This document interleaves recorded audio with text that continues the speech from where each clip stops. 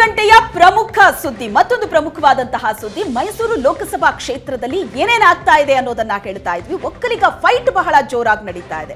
ಒಂದು ಕಡೆ ಮುಖ್ಯಮಂತ್ರಿಗಳಿಗೂ ಕೂಡ ಪ್ರತಿಷ್ಠೆಯ ಕ್ಷೇತ್ರವಾಗಿದೆ.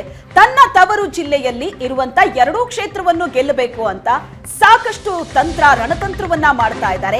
ಈಗ ಒಕ್ಕಲಿಗ ರಾಜಕಾರಣ ಜೋರಾಗಿದೆ. ಇದ್ರ ಬಗ್ಗೆ ಹೆಚ್ಚಿನ ಡೀಟೇಲ್ಸ್ ಕೊಡ್ತಾರೆ ಮೈಸೂರು ಪ್ರತಿನಿಧಿ ಮಧುಸೂದನ್ ಈಗ ಸಂಪರ್ಕದಲ್ಲಿದ್ದಾರೆ. ಮಧುಸೂದನ್, ಮೈಸೂರು ಬಹಳ ಸೆಂಟರ್ ಆಫ್ ಅಟ್ರಾಕ್ಷನ್ ಆಗ್ತಾ ಇದೆ. ಯಾಕೆ ಅಂತ ಅಂದ್ರೆ ಮುಖ್ಯಮಂತ್ರಿಗಳು ಕೂಡ ಪ್ರತಿಷ್ಠೆಗೆ ಬಿದ್ದಿದ್ದಾರೆ, ಆ ಕ್ಷೇತ್ರವನ್ನ ತನ್ನದಾಗಿಸ್ಕೋಬೇಕು ಅಂತ.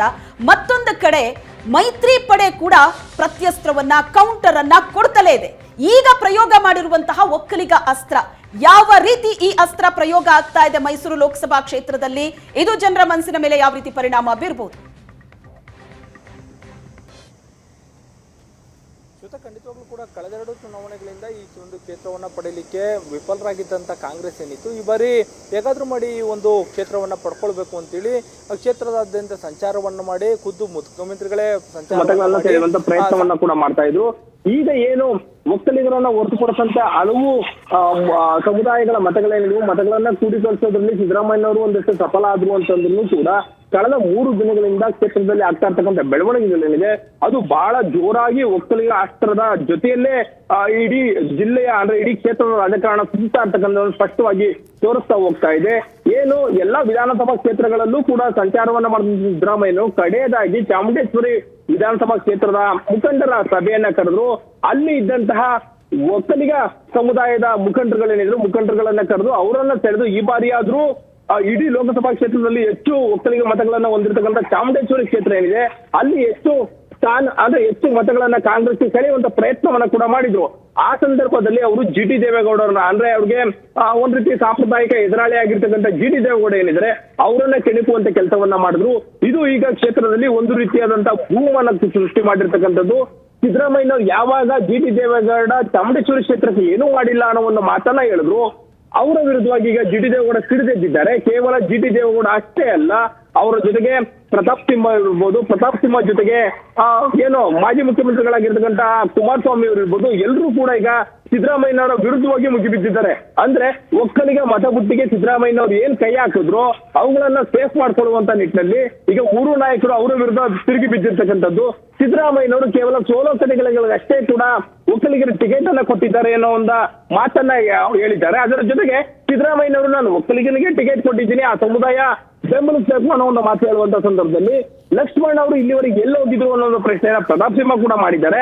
ಅಂದ್ರೆ ಒಕ್ಕಲಿಗ ಮತಗಳನ್ನ ಒಂದು ಕಡೆಗೆ ಜೆಡಿಎಸ್ ನ ಭದ್ರಕೋಟೆ ಅಂದ್ರೆ ಜೆಡಿಎಸ್ಗೆ ಒಂದು ರೀತಿಯಲ್ಲಿ ಬ್ಯಾಂಕ್ ರೀತಿಯಲ್ಲಿ ಇರ್ತಕ್ಕಂತಹ ಮತಗಳೇನಿವೆ ಅವುಗಳನ್ನ ಹಾಗೆ ಇಟ್ಕೊಳ್ಬೇಕು ಅನ್ನೋದು ಮೈತ್ರಿ ಪಡೆಯ ಜೆಡಿಎಸ್ಗೆ ಇರ್ತಕ್ಕಂಥ ಒಂದು ಅನಿವಾರ್ಯತೆ. ಹಾಗಾಗಿ ಕೂಡ ಕುಮಾರಸ್ವಾಮಿ ಇರ್ಬೋದು, ಜಿ.ಟಿ. ದೇವೇಗೌಡ ಇರ್ಬೋದು, ಅವರೆಲ್ಲರೂ ಕೂಡ ಈ ಒಂದು ವಿಚಾರದಲ್ಲಿ ಸಿದ್ದರಾಮಯ್ಯನವರು ವಿರುದ್ಧವಾಗಿ ಬಿದ್ದಿರತಕ್ಕಂಥದ್ದು.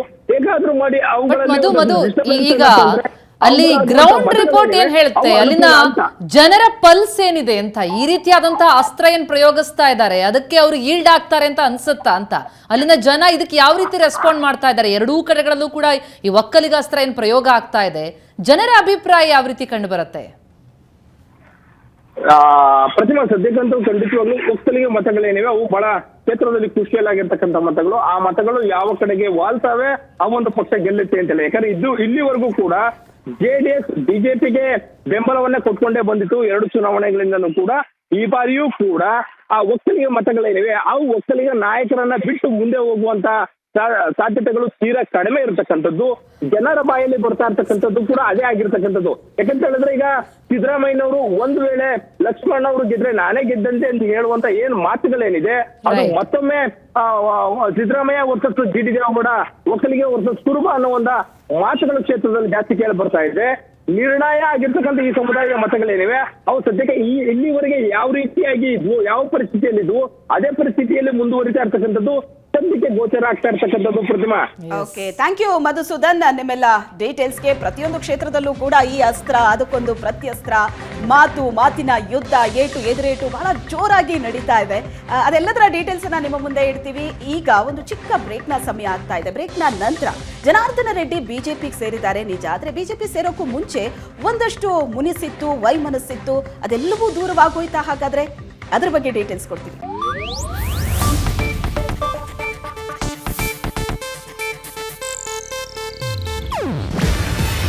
ಇದು ಏಷ್ಯಾನೆಟ್ ನ್ಯೂಸ್ ನೆಟ್ವರ್ಕ್ ಪ್ರಸ್ತುತಿ. ನೀವು ನೋಡ್ತಿದ್ದೀರಾ ಏಷ್ಯಾನೆಟ್ ಸುವರ್ಣ ನ್ಯೂಸ್.